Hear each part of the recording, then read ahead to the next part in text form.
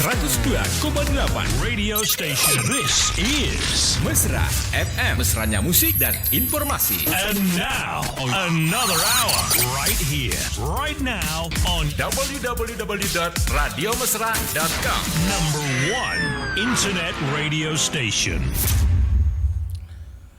Baik, Insan Mesra di 102,8 FM. Selamat sore dan Assalamualaikum warahmatullahi wabarakatuh. Waalaikumsalam warahmatullahi wabarakatuh. Ya, Alhamdulillah. Alhamdulillah. Sore hari ini kita kembali bersama di Obras Sore Ya. bersama Bang Ude. Dan hari ini kita sudah memasuki hari yang ke-10 ya Bang Ude ya? 10. Malam ke-11 ya. Malam ke-11 insya Allah nanti malam. Dan judulnya hari ini ngeri-ngeri sedap Ngeri-ngeri sedap ya. Taubat dan kematian. Taubat dan kematian. Taubat kijor apa gimana? Ya, mudah-mudahan amin. Ya, tobatnya sih sedap.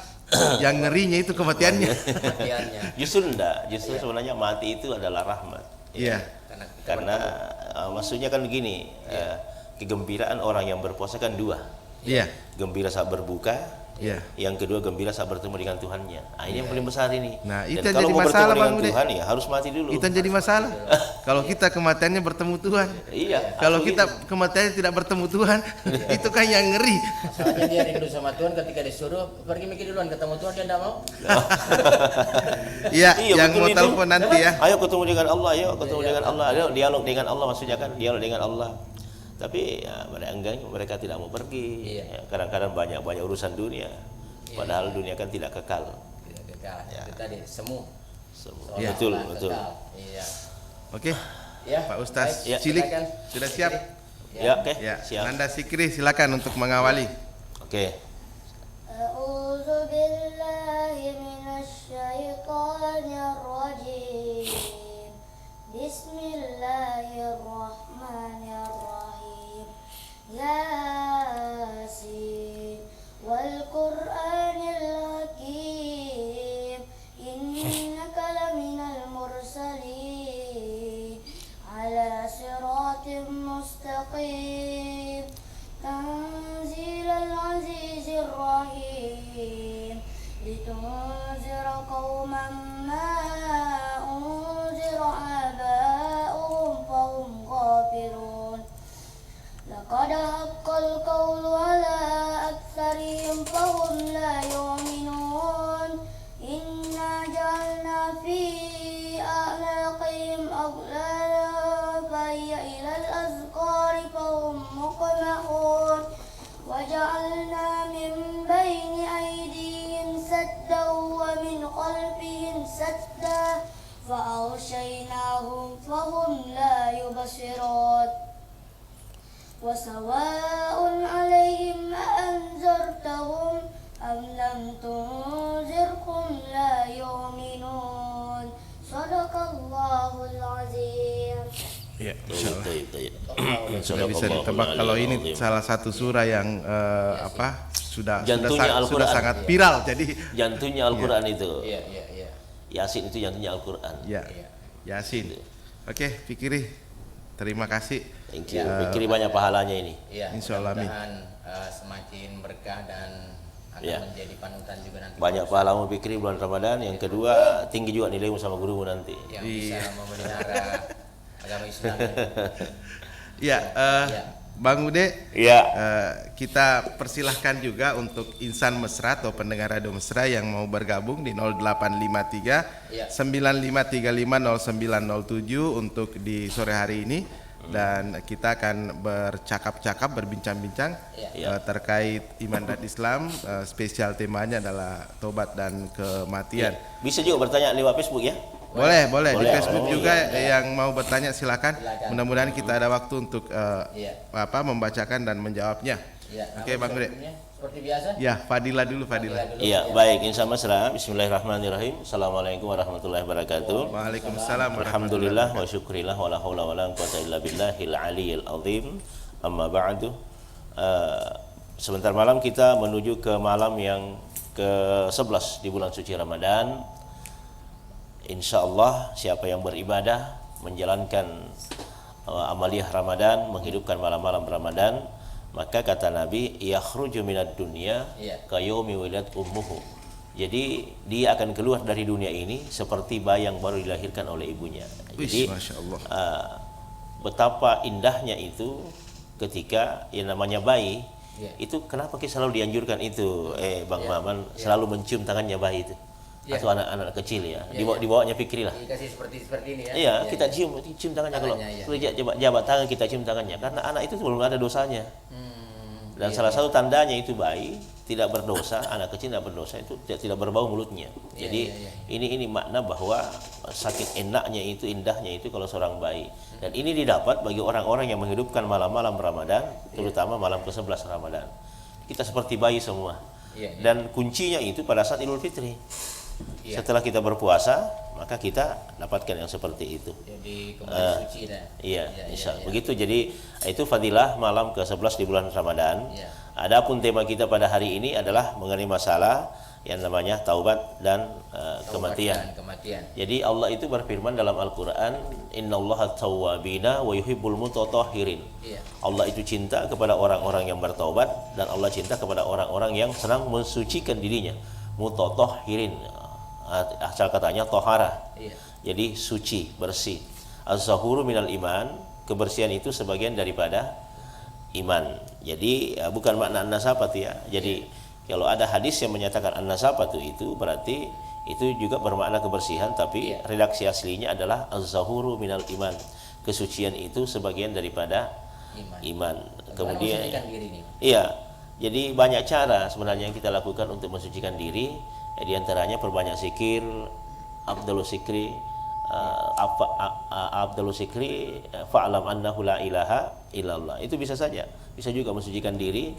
Kemudian yang kedua, mengganti perbuatan buruk kita dengan segala perbuatan baik. Iya. Itu juga makna seperti itu.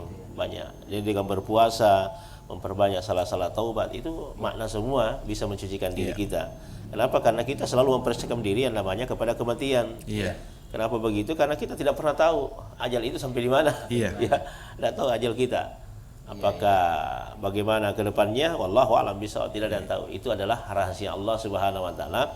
Makanya mati itu jangan dicari. Tapi mati itu harus dipersiapkan. Ini kelirunya kita selalu. Tidak usah menghindar kepada kematian. Persiapkan saja. Iya. Iya. Karena dia akan pasti datang. Menurut sahabat kita, Pak Ustaz yang satu itu dia bilang, saya tahu ciri-ciri orang mati itu seperti itu ya. Bukan sebenarnya aja itu. Kita hanya melihat dari Beliau itu gejala sudah saja. dikenal gelarnya dengan Iya. Ustaz Kematian. Ustaz kematian. Itu hanya gejala yang seperti gejala, itu, ya. bukan memastikan. Sebab kepastian kematian itu hanya Allah yang tahu, termasuk yang di dalamnya adalah jamnya, detiknya, menitnya, harinya, itu semua waktunya. Iya. Kalau kita hanya melihatnya sebagai manusia awam, bahwa seperti ini itu gejala saja. Misalnya tidak gejalanya, oh seperti ini berarti jangan tinggalkan dekat kami itu. Bukan berarti mengatakan kematiannya, tidak. Tidak, gejala saja. Dia apa rata-rata loh, pure najanu. Iya, mungkin kalau ada Ya seperti itu. Akan dia dapat gelar baru, malaikat maut di pare-pare. Ya, sementara ini senior kita Mbok Logo juga sedang mendengarkan. Ya. Ini yang menyemangati saya selalu pergi tarwi. Ini fadilah-fadilah ini yang menyemangati beliau. Iya, memang begitu. Alhamdulillah. Ya, motivasi sebenarnya itu. Meskipun ini dalilnya adalah dhaif, Ya. tetapi ada satu periwayatan dan satu kaidah. Kalau itu dalilnya dhaif, kalau dia bernaun hadisnya dhaif misalnya, tapi kalau dia bernaun di bawah hadis sahih, maka dia boleh dipakai. Dia boleh dipakai itu untuk memotivasi, sama dengan 1 sampai 10 Ramadan. Itu adalah malam rahmat. Iya. 10 sampai 20 malam maghfirah, ampunan. Kemudian 20 sampai 30 itqu minan nar, pembebasan manusia dari api nerakanya Allah. Ini kan dalilnya kan dhaif, lemah yang begitu, bahkan ada yang menganggap itu palsu. Tapi kita tidak pakai untuk hujjah atau ketetapan hukum. Wah, harus seperti itu, enggak. Kita pakai ini sebagai landasan motivasi kita untuk beribadah. Jadi supaya orang tahu, oh ada tingkatannya Ramadan. Nah, seperti itu. Berarti saya mendapatkan maghfirah. Nah, gitu. Jadi lebih giat lagi. Lebih giat lagi pembebasan manusia dari api nerakanya Allah. Tetapi hadisnya adalah mulai malam pertama sampai malam 30 semua adalah ampunan Allah Subhanahu wa taala. Oke. Ya. 21, kalau di Jawa selikuran namanya. Selikuran 21. Tidak, kalau kita yang di Parepare, diterima dulu. Ya. Halo. Halo, Pak Aldi, silakan. Ya. Aldi di Pengeparan Lembang. Oke, silakan Pak Aldi. Iya. Hujan Ki. lewat sertai petir. Hujan gitu Aldi? Oh. Ya hujan. Ya, jangan dicela. Jangan dicela. Mudah-mudahan hujannya membawa berkah ya. Amin. Insyaallah. Barakah ya Aldi. Masyarakat tani turun sawah lagi. Oh iya. Cuma kadang-kadang kalau selama hujan begini ada banjir nih. Ya, sudah ketentuan itu, Pak. Singkam lagi. Iya. Ya diterima saja. Iya. Jadi begini, biasa kan jelang buka puasa itu selalu disebut beduk maghrib. Beduk maghrib. Tetapi sekarang dari masjid ke masjid sudah tidak ada lagi beduk. Oh iya. Iya, tidak ada lagi beduk. Ya, tapi kan ada Mirado Mesra, Pak. Iya, begitulah. Tapi kenapa? Iya nama ke penyiarnya tiba waktu berbuka puasa. Amba nih. Ini pertanyaan ringan-ringan saja. Tapi ketika saya berjalan di suatu daerah, sebut saja ya di salah satu masjid besar di Cempalagian daerahnya. Oh iya. Masjidnya. Ada itu. Iya. Malapio. Itu. Ada beduk di sana. Begitu besar beduknya di situ ya. Iya, masih terpelihara dengan baik. Dan memang di daerah bawah itu banyak di masjid-masjid ada beduknya. Dan mereka kalau masanya masuk waktu itu masih dipukul itu. Iya. Ya, baru azan. Ini apa ini faedahnya ini beduk sehingga dipukul, tapi sekarang sudah tidak ada lagi karena mungkin ya ada sebagian menilai itu adalah bid'ah ya. Ya, itu Assalamualaikum warahmatullahi wabarakatuh. Waalaikumsalam. Iya, fenomena Masjid beduk. Raya Ya. masih ada beduknya. Masih ada beduknya. Iya. Kalau kita anak Mira masih pakai beduk ya. Iya. Historinya. Jadi asalnya ini beduk ini adalah pengganti azan saat di radio sebenarnya. Kan itu waktu Wali Songo itu berdakwah itu pakai beduk. Iya, memanggil orang. Ya, memanggil orang. Jadi ini budaya Wali Songo sebenarnya, ya. Jadi karena lampu belum ada, listrik belum ada, sehingga untuk memanggil orang azan itu sangat susah. Maka pakai beduk saja orang sudah kenal. Oh, kalau pukulannya 4 kali berarti itu masuk sholat zuhur. Iya. Kalau siang atau sore asar. Nah, yang bedanya itu adalah pukulan pada saat malam Jumat. Iya. Itu kencang kan? Iya. Itu membedakan hari-hari atau malam-malam yang sebelumnya. Iya. Jadi khusus malam Jumat dipukul seperti itu. Jadi masyarakat tahu, ini Jumat ya Pak. Masih keriki. Ya, kan seperti itu Dan itu modelnya. sunnah Rasul. Iya. Jadi ini beduk luar biasa. Tapi kenapa mulai ditinggalkan? Ya karena perkembangan teknologi kan Ada seperti sirine, itu. ya. Sudah ada. Mic. Jadi sudah lebih jelas lagi. Jadi itu masyarakat sudah dirubah sedikit mindsetnya. Iya. Jadi tidak usah kita mengatakan ini bid'ah, karena dia akan mau tidak mau akan ditinggalkan. Iya. Tetap akan ditinggalkan. Jadi ditinggalkan bukan karena bidah. Iya, bukan. Ditinggalkan bukan karena perkembangan. bid'ah, ditinggalkan karena perkembangan. Perkembangan teknologi. Boleh jadi televisi. Televisi kan sudah mulai ditinggalkan, ya. Benar. Menuju ke HP semua, menuju ke kita tidak pernah lihat di mestinya di pertandingan sepak bola PSM kemarin diacak di TV kabel, ya alhamdulillah kita lihat bisa live streaming kan seperti itu. Dan alhamdulillah kita bersyukur PSM juara. Wako. Iya. Dan puncaknya nanti pada saat dia main di sini. Dan yang jadi PSM itu kita bicara sedikit juga ini. PSM itu juara ya akhirnya yang naik bukan saja PSM-nya tapi wali kota Parepare kan Betul. Iya. Karena home base di Parepare. Dan memang beliau yang memanggil ke sini untuk home base Parepare. Karena memang Parepare adalah tempat pertemuan. Mau dikasih ke Bone, enggak bisa juga terlalu jauh. Mau dikasih ke Maros tidak layak. Maka yang paling layak memang Parepare. Itulah hebatnya Pak Wali Kota kita. Luar biasa ya. Luar biasa itu. Keberagaannya. Iya, luar biasa. Amin. Mudah-mudahan ini. Dan itu termasuk ikhtiarnya beliau Ikhtiar untuk beliau, memajukan ikhtiar. kota Betul. ini ya. Ikhtiarnya. Jadi dia akan jadi ketika selesai nanti memimpin kota Parepare, peninggalannya masih banyak. Dia menanam. Iya. Kalau dulu Nabi menyuruh kita menanam, itu tanamlah buah-buahan yang panjang umurnya, kelapa. Kenapa? Karena dinikmati anak cucumu. Nah, kalau kita pemimpin, tanamlah kebaikan, tanamlah pembangunan. Ada rumah sakit, Ainun Habibi, ditanam itu, dinikmati oleh anak cucu kita nanti. Iya. Kan Pembangunan gitu. berkelanjutan. Iya. Oke. Bravo Gubernur. Ya, ini ada tanggapan dari Pak Ambologo. Tapi sekedar tanggapan saja. Bagus mungkin kalau setiap penceramah menyampaikan fadilah-fadilah seperti itu agar makin semangat datang malam-malam berikutnya. Kalau saya ceramah itu Bro DJ sama Mesra, di mana saya ceramah saya selalu sampaikan. Bahkan ada yang menangis waktu saya kemarin malam di Sidrap karena saya tidak ada jadwal di Parepare. Di luar daerah semua. Di luar daerah semua. Jadi saya sampaikan itu. Ada menangis, Ustaz, barusan saya dengar. Kayak ini cuma fadilah saja, Pak. Semangat kita, motivasi kita. Ya, alhamdulillah. Mai dia tempat nangis bagus deh maka dah. Toring ketukur ada Mesra. Susah sampaikan juga. Oke, ya terima kasih. Kita di Parepare tapi didengar satu Parepare. Alhamdulillah. Ya, assalamualaikum. Silakan. Ya. Waalaikumsalam warahmatullahi wabarakatuh. Iya. Bu Murni, silakan. Silakan Bu Murni. Ada jenis apa itu? Ya. Menyangkut masalah kematian. Iya, tobat dan kematian. Sebagai kematian. Ada biasa pepatahnya, biasanya kata-katanya orang yang sakit itu takut mati, hidup tak segan. Oh, takut mati hidup segan. Tak segan. Sementara yang sehat itu biasanya mengatakan nikmati selagi masih sehat. Nikmati selama hidup. Dan kematian biasa itu apakah memang ada bedanya sakratul mautnya orang yang berbaring sakit lama kemudian meninggal dan yang mati mendadak itu seperti kecelakaan. Oh iya. Ada bedanya di situ. Iya. Assalamualaikum. Waalaikumsalam warahmatullahi wabarakatuh. Takut mati hidup segan. Hidup mati Takut mati tak mau. Iya. Segan, mati Takut tak mau. mati hidup segan. Itu bahasa anunya ini lipuh. Iya. Jadi kalau kita gini kalau mati itu kenapa kita takut? Ya karena memang semua orang yang mati tidak pernah kembali. Tidak ada yang menyampaikan bahwa beginilah orang kalau mati. Tapi kita tahu semua ini dari hadis Rasul sallallahu alaihi wasallam. Lalu Allah jelaskan fa idza jaa ajaluhum la yasta'khiruna sa'atan wa la yastaqdimun.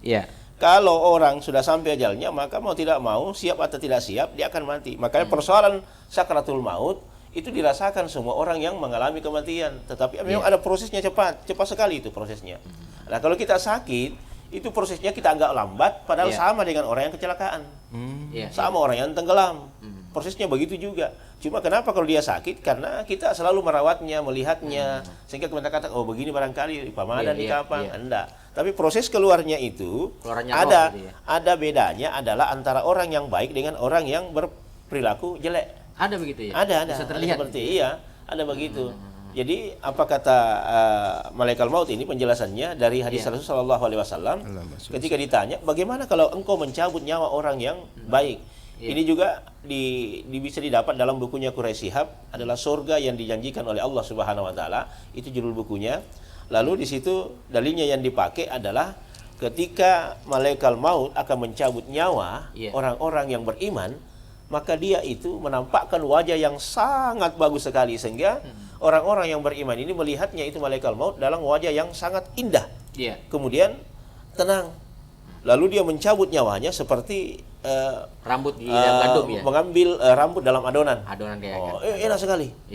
Riwayat yang kedua dalam kitab Irsadul Ibad juga bisa dilihat dalam kitab Duratul Nasihin itu malaikat kalau mencabut nyawa itu diikuti 20.000 malaikat di belakangnya. Sebagai supporter ya. Supporternya. Cabut. Artinya dia kalau dicabut itu orang beriman, maka 20.000 malaikat di belakangnya itu berdoa. Ya Allah, malaikat maut, tolong pelan-pelan kau cabut kau dong. Kenapa? Baik sekali itu amalnya, bagus sekali ibadahnya. Ya Allah, ampuni dia ya Allah, rahmati dia ya Allah. Jadi bagaimanapun sakitnya sakaratul maut itu kata Nabi perbandingannya kalau kita ditusuk pedang 300 kali. Kita luratu itu lo pedang. Ya. Perbandingannya itulah sakaratul maut. Nah, sehingga itulah Nabi ajarkan satu doa. Makanya kita baca doa itu ada semua di situ 10. Allahumma hawin alaina fi sakaratil maut ya. Gitu. Allahumma inna nas'aluka salamatan fid din wa afiyatan fil jasadi wa ziyadatan fil ilmi wa barakatan fil rizqi wa taubatan qabla al maut wa rahmatan ilal maut wa maghfiratan ba'dal maut. Allahumma hawin alaina fi sakaratil maut wan najata minan nar wal afwa indal hisab. 10. Mana nih itu? Ada semua di situ. Jadi itu yang kita baca doa itu. Nah, jadi Ini ada perbandingannya seperti itu. Adapun hidup segan itu karena mereka tidak punya persiapan menghadapi hidup ini. Putus asa ya. Putus asa. Tidak bisa bahagia. Dan itu sifat putus asa Bang Mamang, Iya. itu tidak dibenarkan oleh agama. Dan Allah benci orang yang berputus asa. Jangan sekali-kali melakukan putus asa. Tapi Tetap benarkah berusahalah. benarkah orang putus asa kan tidak bahagia? Orang tidak bahagia itu orang tidak pernah ikhlas dalam hidupnya. Iya. Benar itu Bang Ude? Betul, karena sesungguhnya kan gini. Iya. Ikhlas itu adalah sifat rahasianya Allah yang diketahui adalah orang yang bersangkutan dengan Allah sendiri. Iya. Makanya Nabi pernah ditanya, "Ma huwa al-ikhlas?"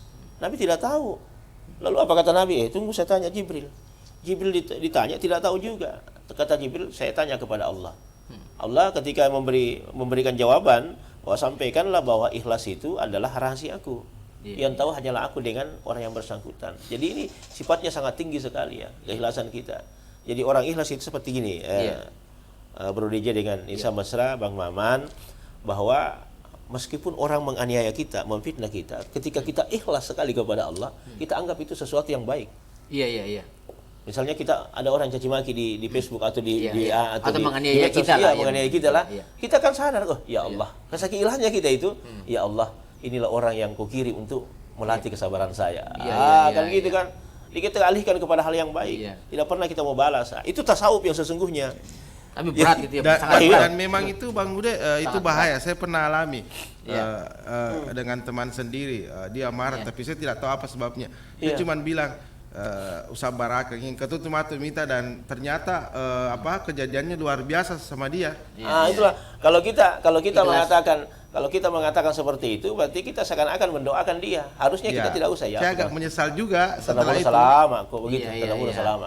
Ya. Tapi kan bahayanya Bang Ude ketika kita ikhlas, Iya. Tuhan yang bekerja. Itulah. Lebih bahaya lagi itu. Artinya Iya. ikhlasnya itu kita Iya. salamaku. Tapi apa yang dikatakan Bro DJ mengatakan hari itu kami diminta itu apa namanya itu? Apa istilahnya itu dalam bahasa agama itu apa seperti kalau kita menjustifikasi orang itu. Bahwa begini nanti kamu. Itu tidak boleh. Iya. Jangan. Doakan saja. Sebagaimana Nabi ketika dilempar dia mendoakan. Tidak usah kau lemparkan gunung kepada penduduk Taif, tetapi doakan mudah-mudahan mereka semua, kalau bukan bapaknya yang beriman, anaknya pilih lagi. Kalau bukan anaknya, anak cucunya pilih lagi. Ya alhamdulillah, Taif hari ini berbondong-bondong jamaah berkunjung ke sana, meskipun harus bayar 800 real berangkat ke sana, tetap mereka mau. Ya kan gitu. Padahal jauhnya jaraknya itu. Berarti kalau ingin bahagia tidak putus asa tadi, bagaimana kita mengenal ilmu ikhlas dulu ya? Iya, kenal dulu itu di situ. Kenal dulu itu. Jadi ibu yang bertanya ini bahwa sesungguhnya kita tidak pernah segan menghadapi yang namanya kehidupan, tetapi kita tetap melanjutkan perjuangan kita untuk hidup dan tetap berusaha sampai pada finish yang ditentukan oleh Allah. Disitulah kita bahwa memang sudah ada ketentuan Allah Subhanahu Wa Taala. Jalani aja. Tapi sama itu Bang Ude ya, orang yang mengalami sakaratul maut itu kan kita, apalagi sekarang sudah banyak video-video ada yang hanya sekedar duduk tiba-tiba meninggal. Sama ada semuanya. yang olahraga tiba-tiba jatuh meninggal. Sama saja dia menghadapi sakaratul maut. Saya sendiri kedua orang tua menyaksikan sendiri bagaimana orang tua ketika apakah yang itu ada terbaring yang sakit, apa yang terbaring sakit, apakah dia duduk, sama dia mengalami sakaratul maut. Cuma kenapa kita mengatakan beda? Karena momennya tidak sama. Dia sementara duduk, dia sementara membaca Al-Quran, dia sementara ceramah khutbah di masjid, tapi tiba-tiba kan prosesnya sama, didatangi malaikat maut. Jadi malaikat maut itu akan datang kepada kita sesungguhnya dari arah kedua kaki, dari arah kedua tangan, dari arah wajah, 3 ya. Kenapa didatangi dari arah kedua kakinya? Ya karena dia tidak pernah sholat, tidak pernah gunakan kaki ini untuk sholat berjamaah di masjid. Tapi terkadang ada juga ini Bang, udah orang yang tahu dirinya mau meninggal. Kan kita banyak lihat seperti itu. Orang-orang tua dulu sudah melakatul laba, digaga katumatu. Itu bagaimana itu? Apakah memang setiap manusia tahu bahwa dirinya akan meninggal? Tidak, dia tidak tahu. Dia hanya prediksi saja. Karena dia menganggap pada dirinya sudah ada kelainan dan tidak pernah dirasakan. Makanya itu, Nabi pernah ditanya, ya Rasulullah, ada nggak ciri-cirinya orang kalau mau mati? Kata Nabi ada secara fisik. Mana itu? Ya, pertama, kalau dia ada berletak di atas pusatnya. Bobbi. Dan enak sekali dirasa, maka Rasulullah memberi penjelasan bahwa itu kisaran umurnya sekitar 40 hari lagi. 40 minus sunnah. Lalu yang kedua, apa kata Nabi? Kalau ditusuk matanya di atas begini, baru tidak melihat bayangan, tidak ada cahaya, maka itu kata Nabi umurnya tinggal 7 hari lagi. 7 hari lagi. Ya. Iya, ditusuk matanya bagian atas ya. Karena kalau kita tusuk begini, kan itu nampak bayangan kan. Kemudian yang ketiga, ketika istilahnya apa ini yang satu, pada saat dia apakah lidah itu ataukah ini rambut, tidak kresek lagi, maka itu disentuh di atas ini jidat, kemudian ini ubun-ubun. Ketika disentuh ubun-ubunnya dan itu sudah lembek ubun-ubunnya, maka umurnya tinggal 3 hari lagi. Nah, itu makanya kenapa Nabi anjurkan kalau kau pergi menjenguk orang sakit, sentuhlah dulu pertama adalah kakinya, lalu perutnya. Kalau di perutnya kita berdoa, ya Bismillah, a'udzu bi'izzatillahi wa qudratihi min syarri ma ajidu wa uhasiruhu. Lalu kita sentuh kepala ini, jidat, lalu kita berdoa Allahumma aspa. Sebutkan namanya orang yang sakit, kemudian diraba ubun-ubun. Kalau lembek ya aja pulang itu malah saya. Berarti yang apa ke stasodik ya? Lembek itu. Itu ya, gejala seperti itu. Ada prediksi. Biasa juga kita lihat di bagian sininya, ya kumasalo nikoe, tidak begitu ya kayak aja nama bela. Begitu. Itu ciri-ciri. Atau kan sudah dilihat memang matanya memang sudah tidak bisa lagi. Enggak, seperti itu. Tapi tidak mesti, itu tidak mutlak. Itu gejala saja. Ada juga pengalaman Bang Ude, orang tua dulu waktu masih sakit, beliau malas makan. Tapi menjelang hari-hari dia mau meninggal, makannya banyak, enak, dan dia betul-betul menikmati. Kita sebagai anak merasa bersyukur, manusia, tapi kan ternyata setelahnya Allah sudah kasih kesempatan di hari terakhirnya kan, seperti itu, mati. Tapi mau bawa aja mandre. Tiba-tiba mau bawa aja. Malundrak mana Wita? Karena dia selama dia sakitnya itu dia merasa kering. Dia merasa kering. Dan ketika dikembalikan itu, galak mandre. Bokong nasang tahu dulu. Betul na iya memang nih. Ipita memang nih dia jangan anak bakaririo jolok. Misalnya begitu. Dia menghabiskan jatah makanannya selama hidup. Betul na dalek nah. Betul na makadai pengolah ta'ala di tu nama tesi di rupa tahu. Dari hadis Rasul juga bisa dilihat bahwa tidak akan mati orang itu sebelum rezekinya habis dimakan. Karena memang itu ditentukan oleh Allah Subhanahu wa taala. Nah, sekarang ke bertobat ini, Mbak. Kan tobat itu ada batasnya. Kan akan batasnya sesudah mati kan tidak bisa lagi orang bertobat, sudah meninggal. Sebenarnya tobat itu tidak terbatas, kapan saja di mana saja. Kalau sakaratul maut misalnya. Kalau sudah sakaratul maut masih bisa. Selama yukharhil. Tahu yukharhil itu selama napas masih bolak-balik masih ada pintu tobat. Kenapa Allah menjaga jasadnya Firaun? Itu ternyata Firaun itu sudah 70 kali itu meminta ampun meminta pertolongan kepada Nabi Musa. Sudah 70 menurut riwayat bahwa itu Firaun pada saat dia tenggelam itu dia 70 kali minta pertolongan sama Nabi Musa. Dan mengakui. Nabi Musa dengar. Apa kata Allah? Andai kata dia minta kepada saya, maka rahmatku lebih besar, ampunanku lebih besar. Salamillahi, kamu lebih besar millahi. Jangan begitu. Makanya itu di akhir hayatnya Yukharhil, saat dia napasnya sudah mau hilang, nyawanya sudah di tenggorokan baru dia mengatakan kepada Allah, qala rabbi Musa wa Harun. Saya itu percaya kepada Tuhan yang lebih Musa Harun. Dan Allah itu awetkan jasadnya Firaun dan itu ditemukan di daerah Tigrit oleh seorang arkeolog Prancis dan dia masuk Islam gara-gara menemukan itu Firaun. Dan dia meneliti bahwa ada garam di dalam tubuhnya. Karena garam itu memang bahwa dia berasal dari Laut Merah. Jadi gara-gara itulah kenapa pada saat dikatakan bahwa inilah jasadnya Firaun, karena itu tadi ada air asin, ada garam di dalam tubuhnya. Inilah Ramses kedua kalau tidak salah. Ramses kedua. Tutankhamun namanya. Mudah-mudahan kita semua ini bisa mati dalam keadaan bertobat ya. Betul. Sampai seperti Firaun menggap-menggap bermanggil-manggil. Kita menghindar di situ. Nah, ini kan bertobat. Jadi tobat itu dilaksanakan terutama kita di bulan Ramadan ini insya mesra. Ayo perbanyaklah taubat. Jadi kalau kita bangun sahur, usahakan dulu yang kita lakukan sholat adalah sholat taubat 4 rakaat. Sudah sholat taubat, sholat hajat. ataukah ada juga sholat sunnah wudhu, silahkan. Kalau sudah itu baru sholat tahajud, terakhir sholat tahajud. Ada berapa tingkatannya itu taubat itu Bang Ude? Kan ada juga mengatakan kalau sudah beberapa kali taubat tidak akan ada terbuka lagi. Enggak. Iya. Taubat itu yang paling tinggi adalah taubatun nasuha. Taubatan nasuha. Ya. Ya ayyuhalladzina amanu tubu ilallah. Hai orang-orang beriman, taubatlah kalian dengan taubat yang sebenar-benarnya, namanya taubatun nasuha. Jadi taubat itu adalah pertama, kalau kita mau taubat itu sesungguhnya menyesal. Iya. Perbuatan yang pernah kita lakukan tidak pernah kita ulangi lagi. Itu sudah tobat. Tapi kapan kita perbuatan kita lakukan kemudian kita kembali lagi, itu namanya munafik. Iya. Masih macule-cule ke kupong Allah Ta'ala. Iya. Ya, kita mempermainkan itu kata taubat kepada Allah. Padahal Allah itu ampunannya jauh lebih besar. Iya. Apa kata Allah? Manusia, kata Allah, manusia, dosamu seperti gunung, tetapi rahmatku melebihi daripada gunung. Ampunanku dan kasih sayangku. Makanya andai kata Allah bukan karena kasih sayangnya, kita sudah lama dihancurkan. Sudah lama dihancurkan. Apalagi kita tidak ada nabi. Sedangkan ada nabi saja dihancurkan. Berarti yang Abdul itu ketika mengakui perbuatan, kemudian melakukan doa, melakukan sholat, taubat. Kalau ada orang yang menuju pada pintu taubat baru dia mau bertobat, tobat besar masuknya.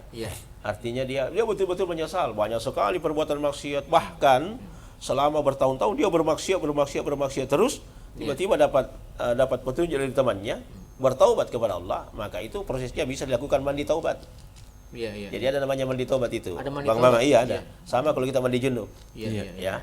Sama kita dengan niatnya saya mandi taubat karena Allah. Sudah itu laksanakan salat taubat. Jadi salat taubat itu bisa dilaksanakan kapan saja, termasuk siang hari. Contoh gini ya.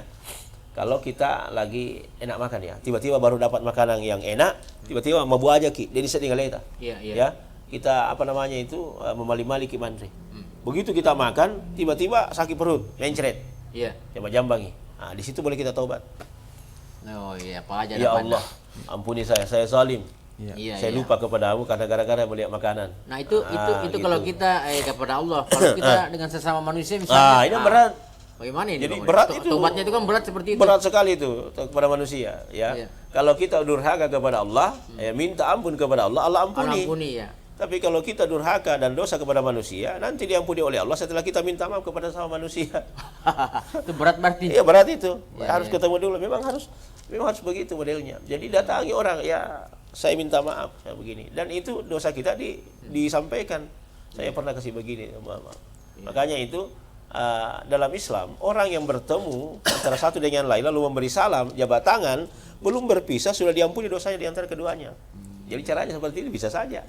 Silut anggota salaman ada pengasapok. Ramalang. Berarti mereka sudah diampuni dosa-dosanya oleh Allah sebelum mereka berpisah. Salaman. Bagaimana ini Bang Ude?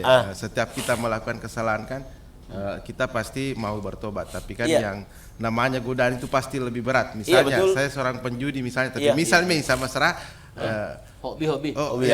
Itu sudah menjadi hobi. Karena kan sudah kira kena megalada tuh. Aja nak. Tapi kan akhirnya dekat-dekat tak sedikit. Bagaimana itu supaya benar-benar sudah tidak di situ lagi.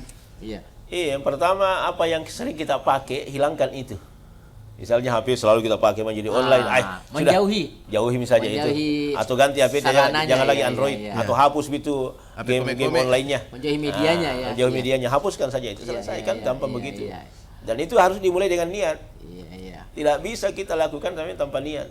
Harus memang ada kekuatan di situ. Jadi kalau kita memang ikhtiar kita kepada Allah dengan seperti itu, maka Allah bantu. Tapi ada juga orang merasa tidak berdosa. Saya enggak berjudi, cuma saya kumpul uangnya orang satu. Pak Beratu dan Rege. Dia rasa berjudi ya. Pak Beratu. Saya enggak berjudi, Pak. Tidak ada rasa dosa judiku saya karena itu kupajaki satu orang kalau menang sudah pula. Sama Ji. Duduk satu meja juga. Si Andrea Moy. Iya. Tetap seperti itu.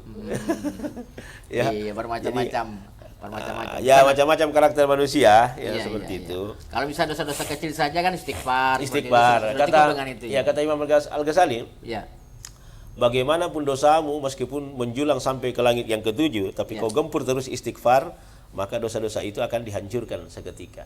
Istighfar itu. Jadi setiap saat kita istighfar kepada Allah. Sholat saja istighfar ki. Istighfar, ya, betul. Kalau sudah sholat tidak langsung kita mengatakan alhamdulillah kan? Iya. Apa yang kita ucapkan? Astagfirullah. Kenapa istighfar? Nah, kebaikan yang kita lakukan. Iya. Artinya bahwa ya Allah jangan sampai kita ria. Ampuni saya ya Allah. Ya kamu tu kuden kasih mas sempaja melok ani tatawe. Apa engkau kita wincari-wincari mon yang kacalo matu aku jadi pekanjali. Iya. Gitu kan? Iya. Kita istighfar, astagfirullahaladzim, ampuni saya ya Allah, waktu ku baca ayat tadi, ku sejer-jer nih suaraku supaya dengar semua orang, supaya makan jak ya imange. Bisa saja istighfar kita di situ. Pokoknya kalau kita merasa ada yang berlebihan, istighfar. Istighfar cepat. Termasuk punya rasa dendam dalam hati, rasa kebencian dalam hati kan biasa. Istighfar. Ya kan tidak boleh juga begitu Bang Uday, misalnya ketemu dengan orang pura-pura baik padahal kita benci. Jangan ya, tidak boleh ya. Jangan ada dendam ya. Hilangkan itu semua. Karena itu ternyata orang itu sehat jasmani dan rohaninya karena tidak punya rasa dendam. Jadi kalau kita mau sehat jasmani rohani dan dipanjangkan umur oleh Allah, jangan dendam. Itu yang merusak pikiran kita. Susah itu Bang. Iya kok mau Pak Dilak dari Bang itu Lala nih. Iya itu mah susah. Justru di situ tantangannya. Betul. Yang susah itulah yang berat dan kenapa kita mengatakan susah? Karena memang kita tidak pernah melatih diri kita. Yang kedua memang di situ besar pahalanya. Semakin susah, semakin besar pahalanya di sisi Allah. Iya. Semakin dihina sama orang, semakin sabar. Iya, seperti itu. Antum kan biasa saja. Saya profesi saya langsung kadang-kadang dibully seperti ini, saya bilang alhamdulillah, sudah. Iya. Sudahlah. Tidak dikasih jadwal ceramah, sabar saja. Iya. Tapi itu kemarin saya dimintai jadwal tak Ustaz sama tim balik Parepare. Saya bilang mohon maaf, terlanjur sudah kau mengisi semua karena sebelum Ramadan begini, masih Ramadan begini orang sudah mengisi untuk tahun depan. Tapi saya tolak, tapi di desa terus saya terpaksa bilang ambil saya isi.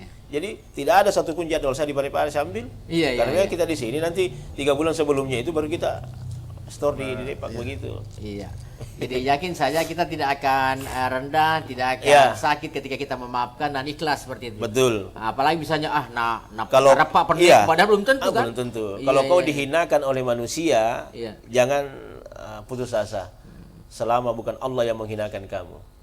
Kan gitu. Bisa jadi dia iri, Ji. Boleh jadi kau hina di mata manusia tapi kau mulia di sisi Allah.